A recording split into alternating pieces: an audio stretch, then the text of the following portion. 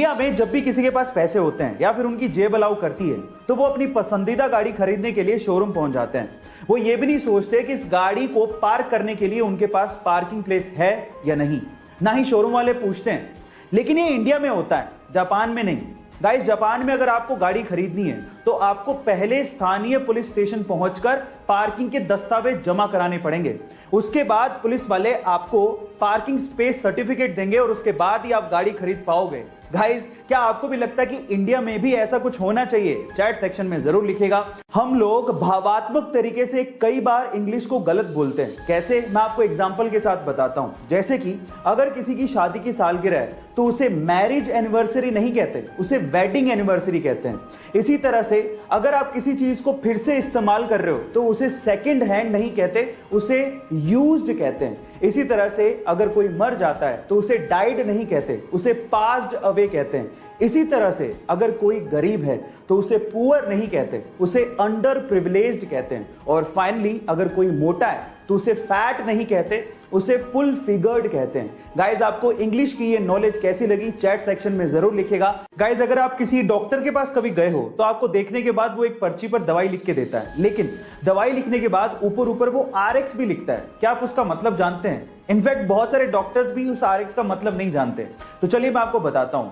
देखिए, actually RX में R का मतलब है रेसिपियर, मतलब लेना, दवाई लेने के लिए बोला जा रहा है। और साथ ही साथ मिस्र में एक देवता है होरस, जिनकी आंख RX के जैसे दिखती है और उसे अच्छे स्वास्थ्य का प्रतीक माना जाता है। तो ओवरऑल अगर RX लिखा है तो उसका मतलब यह है कि दवाई लो और साथ में प्रभु का नाम लो, आप ठीक हो जाओगे। गाइस, आपको RX का ये मतलब सुन के कैसा लगा चैट सेक्शन में जरूर लिखिएगा।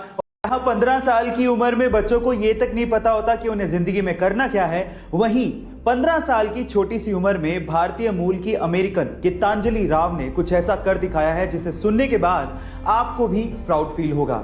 गाइस, इस छोटी सी बच्ची ने पूरी ही दुनिया के 5000 स्मार्ट किड्स को पीछे छोड़ते हुए टाइम्स मैगजीन का first ever kid of the year खिताब अपने नाम कर लिया है। इतना ही नहीं, इस बच्ची ने टाइम्स मैगजीन के कवर पेज पे अपनी जगह बनाई है। और इस सुपर किड का इंटरव्यू खुद हॉलीवुड अभिनेत्री एंजेलिना जोली ने लिया है। गाइस, इतनी छोटी सी उम्र में ये बच्ची एक साइंटिस्ट और एक इन्वेंटर है और इसने हाल ही में एक ऐप डेवलप किया है जो आपको साइबर बुलिंग से बचाता है। सो गाइस, इस सुपर किड के लिए एक हार्ट तो बनता है। ऐसी बहुत सारी चीजें हैं जो कि इंडिया ने ही पूरी दुनिया को दी हैं और हम में से बहुत सारे इंडियंस उनके बारे में जानते तक नहीं हैं। और उसमें से एक है स्टील। जी हाँ गाइस, स्टील इंडिया ने ही दुनिया को दिया। इनफैक्ट 326 BC से इंडिया में स्टील का उत्पादन और इस्तेमाल होते आया है। क्या है स्टील? एक्चुअली आयरन की स्ट्रेंथ को बढ़ाने के लिए हॉट लिक्विड आयरन के अंदर चारकोल को मिलाया जाता है और इस पे कोरोजन ना हो उसके लिए 11% क्रोमियम मिलाया जाता है, जिससे स्टेनलेस स्टील बनाया जाता है। और स्टेनलेस स्टील से आज हम लोग बड़े बड़े इंफ्रास्ट्रक्चर खड़े भी कर रहे हैं।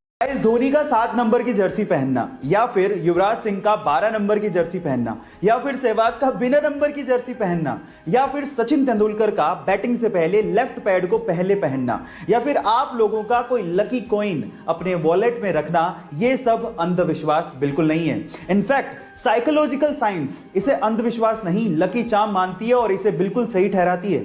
साइकोलॉजिकल साइंस ये कहती है कि अगर कोई इंसान लकी चार्म अपने पास रखता है और उस लकी चार्म पे पूरा विश्वास रखता है तो डेफिनेटली उसका काम अच्छे से बन ही जाता है। सो गाइज, आप कौन सा लकी चार्म अपने पास रखते हैं या किस चीज को आप अपना लकी चार्म मानते हैं, चैट सेक्शन में जरूर लिखिएगा। और ऐसे इंटरेस्टिंग फैक्ट्स के लिए यूट्यूब पे हमारे वीडियो को सब्सक्राइब कर लीजिए और अगर आप इंस्टाग्राम पे देख रहे हैं तो मुझे फॉलो करना मत भूलिएगा। मिलते हैं अगली वीडियो में।